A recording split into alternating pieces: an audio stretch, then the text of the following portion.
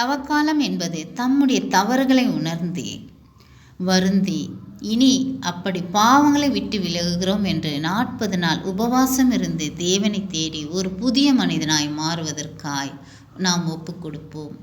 முற்காலத்திலே ஒருவன் தன் துக்கத்தில் இருந்தால் அவன் துக்க ஆடை அணிந்து சாம்பலில் உடலில் பூசி தரையிலே புரண்டு அழுவது வழக்கமாயிருந்தது. பாவ மன்னிப்பு பெற சாம்பலை பூசி தேவன் சமூகத்திலே காத்திருந்து ஜெபிப்பார்கள்.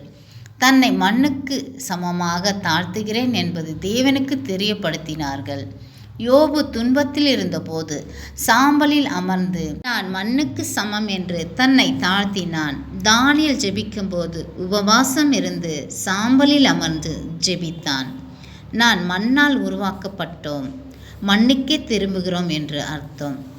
நினைவே நாட்டு மக்கள் தன் பாவத்தை உணர்ந்து சாம்பலிலே அமர்ந்து உபவாசத்தோடு ஜெபித்தார்கள். பாவத்திலிருந்து விடுதலை பெற்றார்கள். நாமும் இந்த 40 நாள் உபவாசத்தோடு ஜெபம் செய்வோம். நம் பாவங்கள் மன்னிக்கப்பட்டு ஆண்டவருக்குள் இணைந்து நன்மை பெற்றுக்கொள்வோம். ஆமீன்.